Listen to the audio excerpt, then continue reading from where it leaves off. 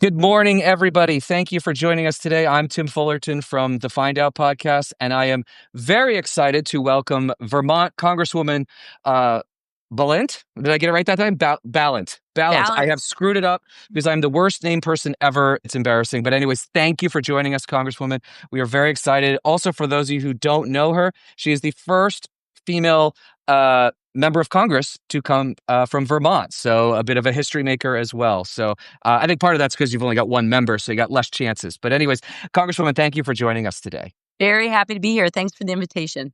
Right, absolutely. You are in your second term in Congress right now. So you had 2 years with the Biden administration and 8 months, feels longer, with the Trump administration. Just to start, what are some of the differences that you have seen as far as how Congress has been operating in this term compared to the Biden administration? Do you mean in addition to living under an authoritarian regime? You mean you Well, want some? that's one. Yes, for Okay, I one. was just talking about this with some constituents last night. We did an event here in my hometown in Vermont, and this administration is a black box, right? So in normal times, right, pretty much with any other president, right, Republican or Democratic, you have channels through which you can communicate with the administration. And that is not the case right now. We are finding out from our partners out in the field, from organizations, from agencies, from people who are trying to draw down federal dollars for their program. We're finding out from them more information than we're getting from this administration. I don't think I need to tell your viewers this is an administration that is stacked with completely unqualified people in their jobs. They do not believe in government. They don't believe in public service. And so it could not be more different. It could not be more different.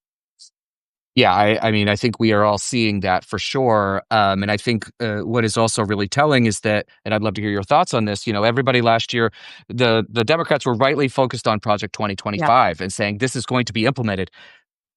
It seems to me, correct me if I'm wrong, but they are literally running the Yeah, Project 2025 playbook right now. absolutely. They are running the Project 2025 playbook, basically page by page, chapter by chapter, exactly what we were warning about. People said we were being hysterical. People said we were exaggerating. Look, this is an administration that has cut a deal with Christian nationalists in order for Trump to seize power. Like, we know he doesn't actually have any beliefs, right? No. He's an opportunist. And so he made a calculation to certainly after the January 6th insurrection to align himself with some of the most extreme parts of the underbelly, really, of the radical right in order for him to seize power, retain power. And part of that is a Christian nationalist movement that wants to bring women back to the 1800s. They want to strip people of their rights. And we were not being alarmist. Okay. And this is not a time when I feel satisfied in us being right. It doesn't feel satisfying. It feels so damn bleak. But they are following the textbook. They are following exactly what they said they were going to do. And it's deeply, deeply frightening and disturbing. Yeah, I mean, I live in New York City, but even, obviously we have a large minority population, a very Sure. large, strong LGBTQ plus community.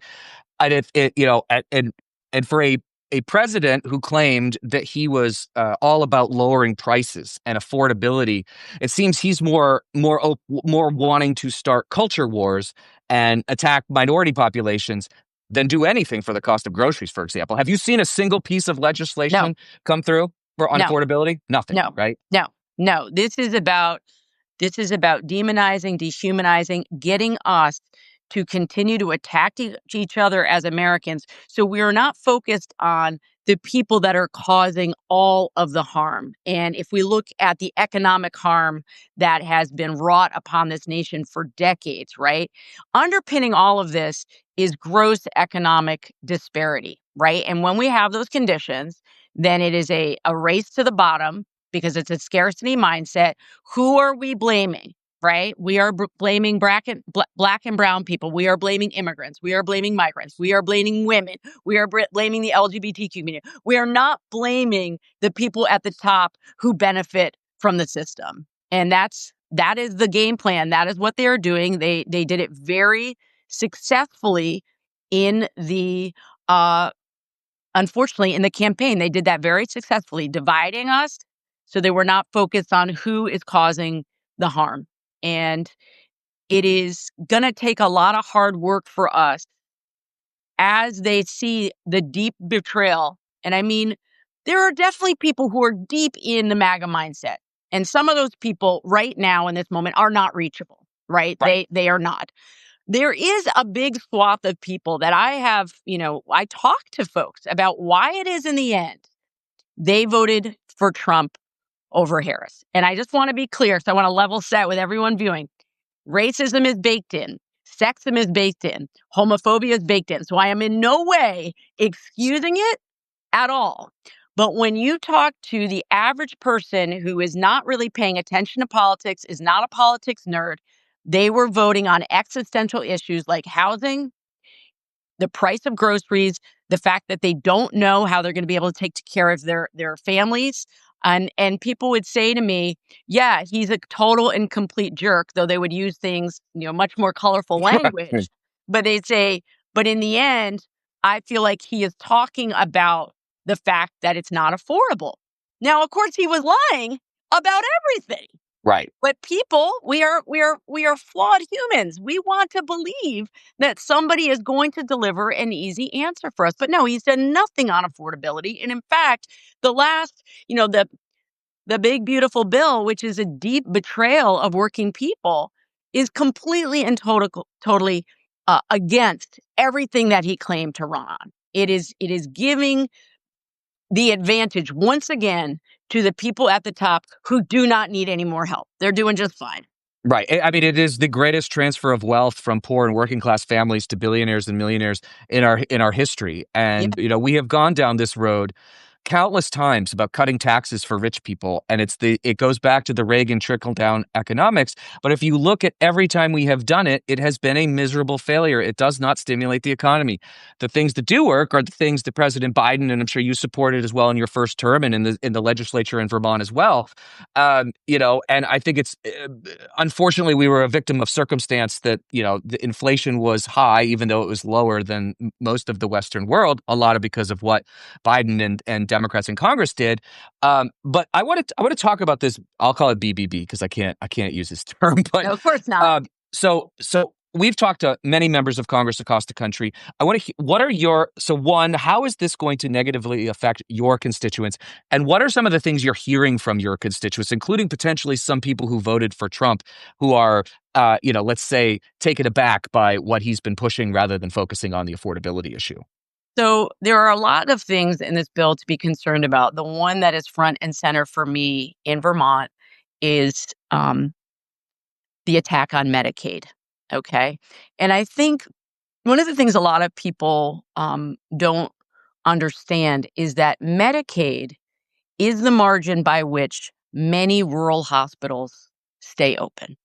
Okay, so a lot of people, they say, "Well, I'm not on Medicaid," right? Sometimes we look inward, like it doesn't impact me, right? And they're telling a narrative about who's worthy, right? Who are the worthy poor who are entitled to Medicaid, and other Right. people, right? Who are these mythical freeloaders, right? Who are just trying to get some health care. Okay, so look, we will all pay for these cuts to Medicaid. So on a moral level, tens of thousands of people, right, in Vermont are at risk of losing their health care. That's horrible. We've done a tremendous amount of work over the last 10, 15 years in Vermont, getting as many people covered as we can with Medicaid expansion. And that's a good thing. You want people to get primary care. You don't want them to go to the emergency room because they had to put off care.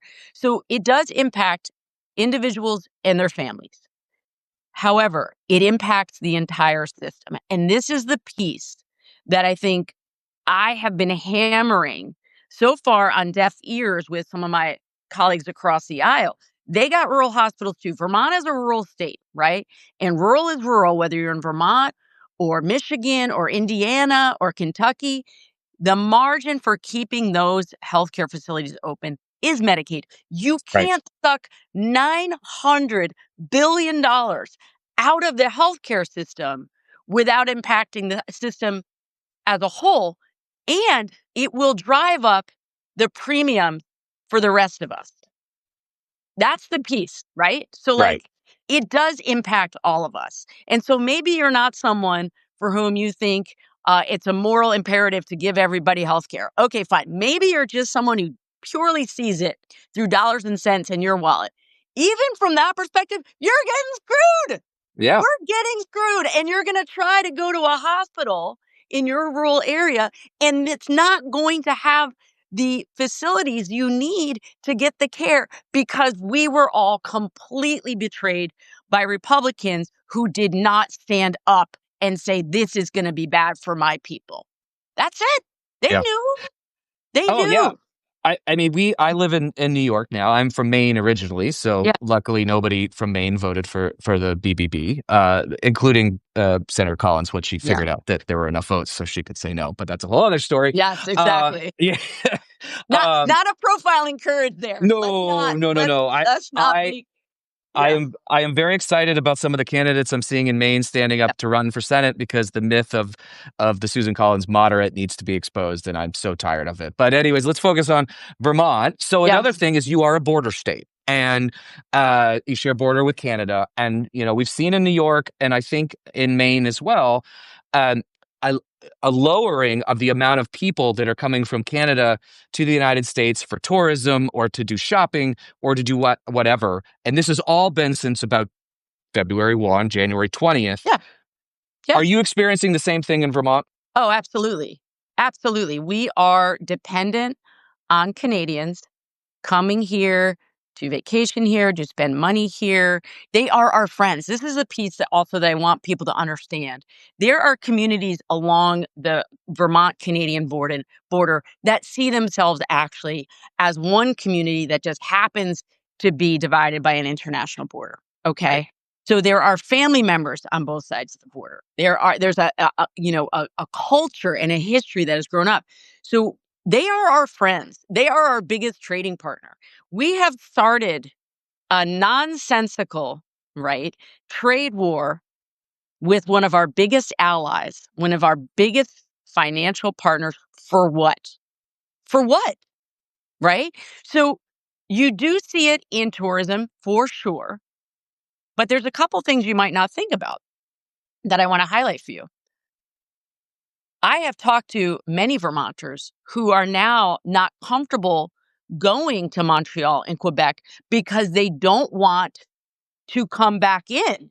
If they're naturalized citizens, or in the case of my own spouse, who's an attorney, she said, I don't want them rifling through my phone.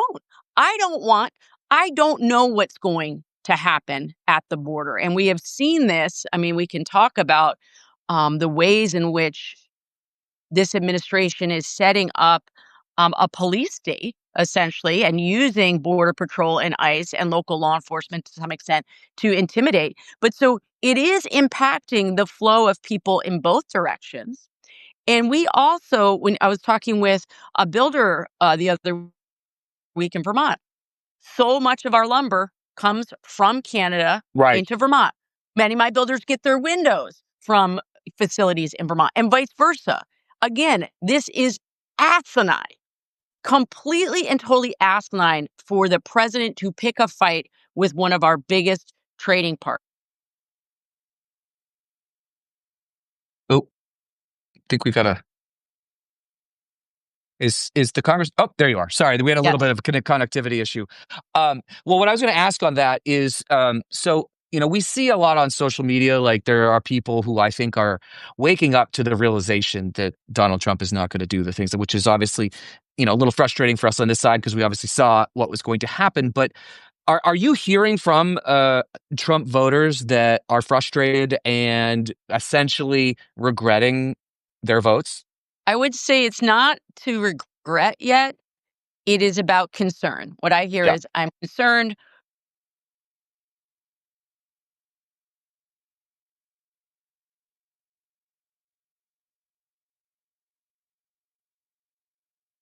Uh-oh.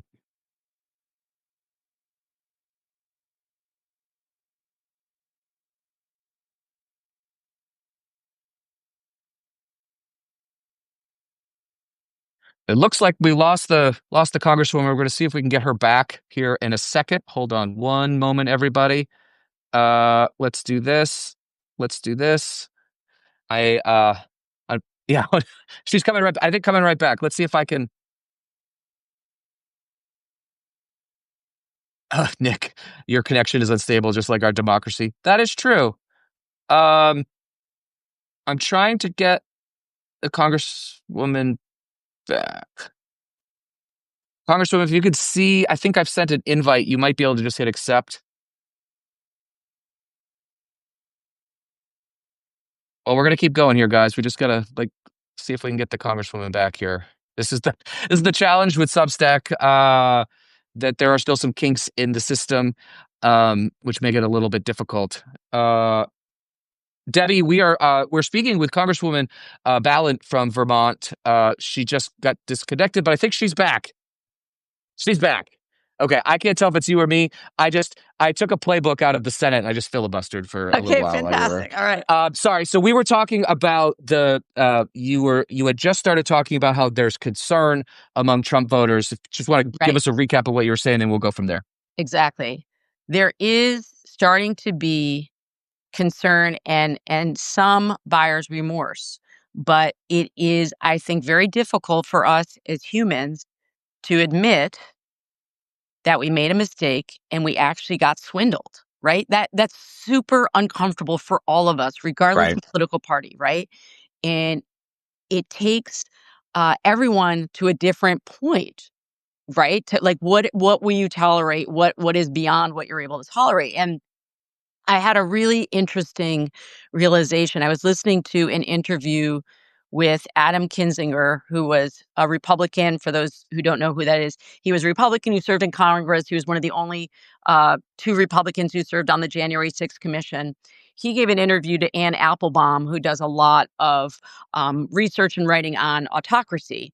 And in that interview, he said, people within the MAGA movement are so afraid of losing their identity as being part of a group that they felt like understood where they were coming from, that it is not just about leaving a political party, it's about leaving a group in which you feel a sense of belonging. And so, that takes a lot of time, and we as Democrats need to be figuring out, how do we give people on ramps into a different way of looking at the world, and how do we give them graceful off ramps, right? So in you and I chatted briefly about sort of what I'm hearing from specifically from men and boys as I travel around Vermont and in other states, and they want to feel a sense of belonging within the Democratic Party.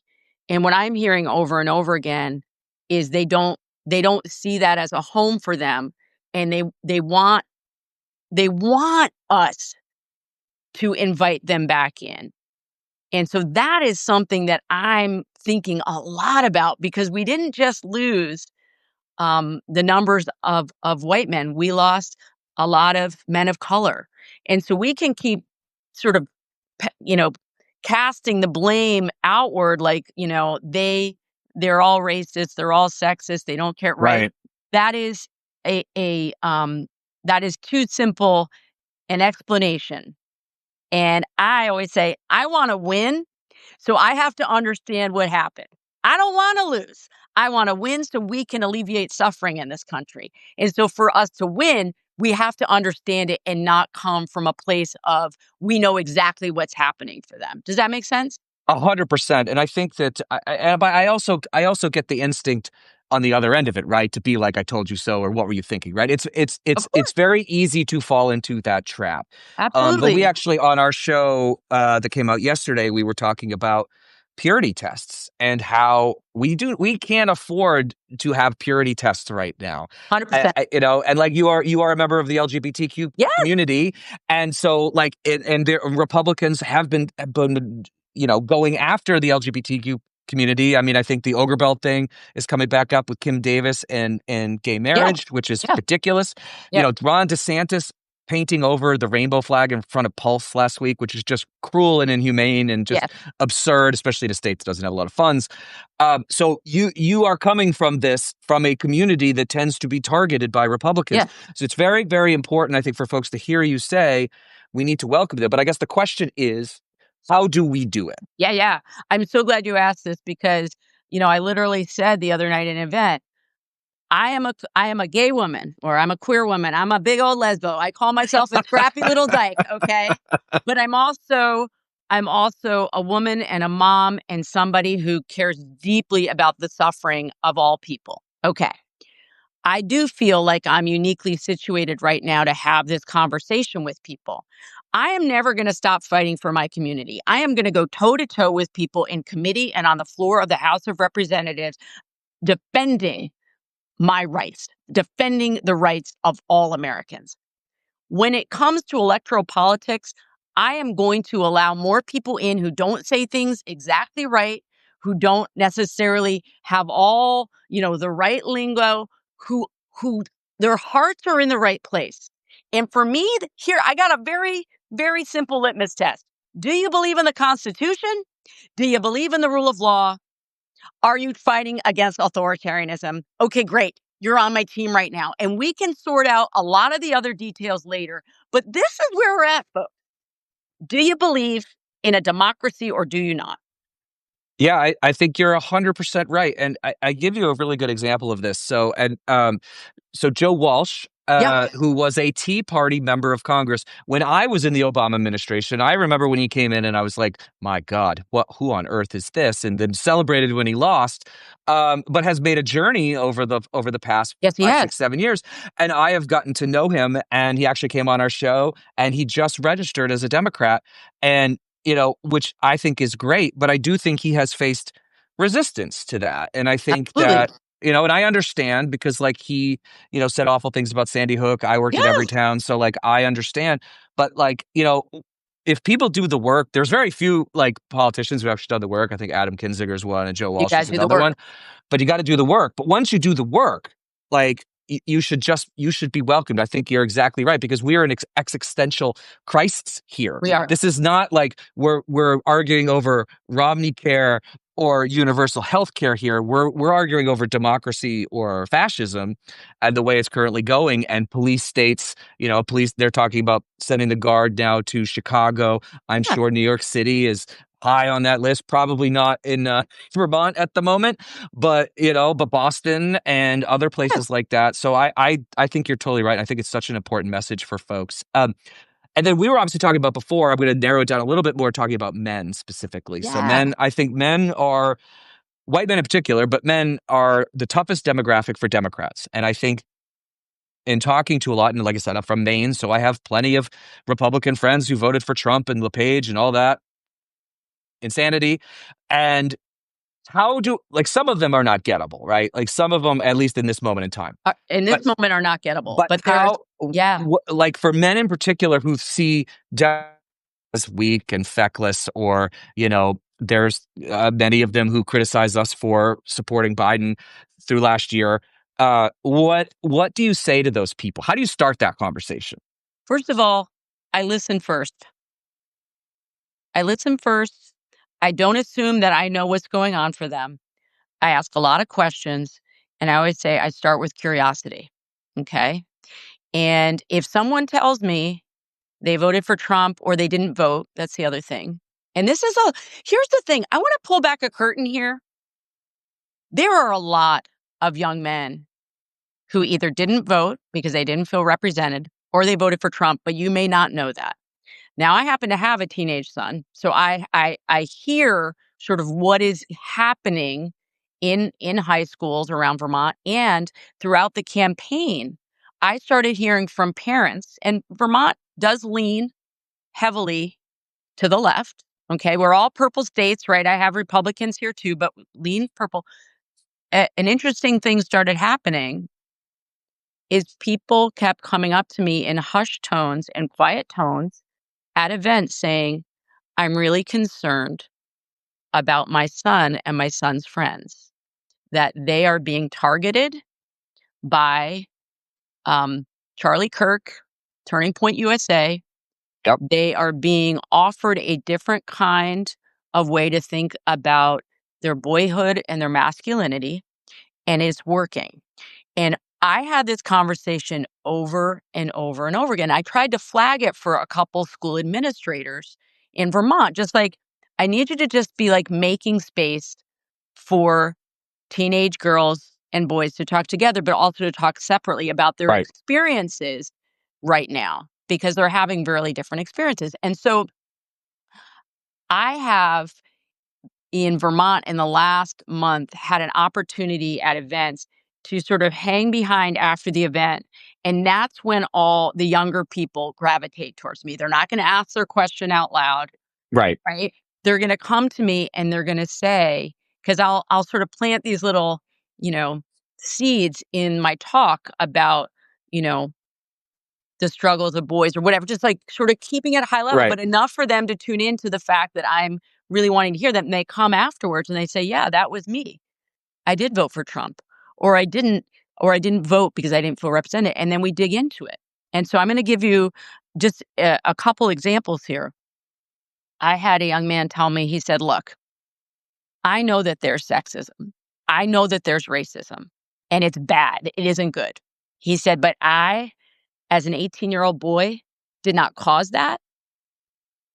I'm only 18. I'm a kid. And he said to me, this is the part that like got me right here. He said, I am so sick of hearing the term toxic masculinity. He said, because what I hear is that masculinity itself is bad, Right. is toxic.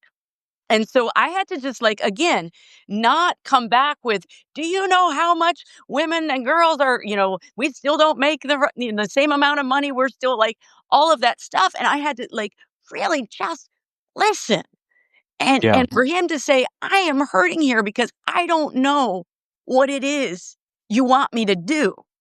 And here's somebody telling me, and by somebody, they mean this whole apparatus, right? The Joe Rogans that has tapped into this feeling that, and I'm not saying it's all boys, but like a significant number feel like you're telling me I'm wrong just for being a boy. And of course, like as a former teacher, I taught for years, they're still figuring out who they are. Here, Right. I'll give you another example. I was at an event last week in which a Democratic staffer essentially said to me, well, any 17 or 18, or 19-year-old boy that voted for Trump, like, they have no excuse. They are not something like they're not redeemable. And I said, I'm sorry. What you're telling me is really disturbing Yeah. because they made a decision at one point in time. You are completely and totally writing them off. So as a mom, as a teacher, like I find that notion abhorrent. And again, as a legislator, I want to win. I want to do the Right. work to get the majority to stop the horrible push towards authoritarianism. We can't afford to just keep tuning people out. We can't. We can't. Right. No, I totally agree. And I have friends from Maine who say the same thing. And they say, I'm tired of being told that I'm sexist and I'm racist. And you dig into it a little bit. And generally, what it is that they have heard that from that right wing media apparatus that tells them that we are saying that. And we don't do a good job of like showing that that's not true. Right. So it's like it's a mix. Same with this like Andrew Tate character, who's this horrible, Oh, horrible person, horrible. like accused of horrible things in Romania and all these other places. And like, but young people are listening to him. And that's part of why we are trying here at Find Out to create, I'm not going to say, healthy masculinity, but we'll just say Yes. masculinity, but to show a different path. And I think there's not enough of this, and they don't, and they don't see other ways. So I agree with you Yeah. 100%. And I think we've got to be more welcoming because our policies are popular. Our party is not. And I think Yeah. we have to look at that. And Can I say, Congresswoman, oh yeah, go ahead. are we out of time? We're almost keep going though. Yeah, I want to make sure I am I just respectful of your want to, time as well. you highlighted something that I want to hammer on again, which is we are being portrayed in a particular way too by the right wing blogosphere, Right. by podcasts. So I just want to make sure that people understand that. Like, I understand that we are being accused of things in some moments that are absolutely not true. In the case in point, that all Democrats talk about are the rights of LGBTQ Americans. No, Republicans put that narrative out that, in Right. fact, we weren't doing anything else. The truth of it is, we will stand up for everyone's rights, period, full stop. So it is both things. They are portraying us in a particular way, but I also don't want us to get lazy and say, we don't have work to do ourselves, because we do. 100%. Well, Congressman, I'm gonna end on a positive note. So I'm gonna ask you, because obviously there's a lot of bad things right now. We all know that. Can you leave our audience with some good news or something that makes you hopeful moving forward? Okay, two things. First of all, I find hope and joy and inspiration in the people I meet every single day. I approach my world as, I'm going to meet people today that are extraordinary people doing extraordinary things. And that's from the person who is checking out my groceries to the person that I am seeing as I'm out for a dog walk. So I know that we as humans have incredible potential. I see on the electoral side lots of signs for hope. And most recently, there was a special election in Iowa yesterday. It was a Trump plus 12 district or something. It was pretty Yeah, something like that. something like that. And it thwarted the supermajority in Iowa. And when you look at the special elections that have happened since the inauguration, they are breaking our way. People do not like this incredibly cruel, okay, lawless administration. They're underwater on immigration. They're underwater on the economy. So, but we cannot, we can't just say, okay, it's trending in the right direction, we're all good. We got to keep doing the work. And you talked about it. Individuals have to do that work as well as leaders to make sure that we are listening first, talking second. I could not agree, but it's funny. I did a video on this morning of good news, and I think Trump might have actually won that district by 20, and then she won it by 9. So it might have even been bigger. It might have been a Wow. 12, but something like that. So it's good news. And also, we've got some really strong candidates running next year. We just got to make it another year. And luckily, we have people like you in Congress trying to muck it up for them as much as you possibly can. So thank you very much, Congressman. I really, really appreciate it. This has been a great interview, and we're definitely going to have you back on Would love to. very, very soon. So take care, and thank you everyone for watching. And we'll be back with our regular show tomorrow. And thank you, Congresswoman, again for joining us. Take Thank care. you. Okay, bye. Bye bye.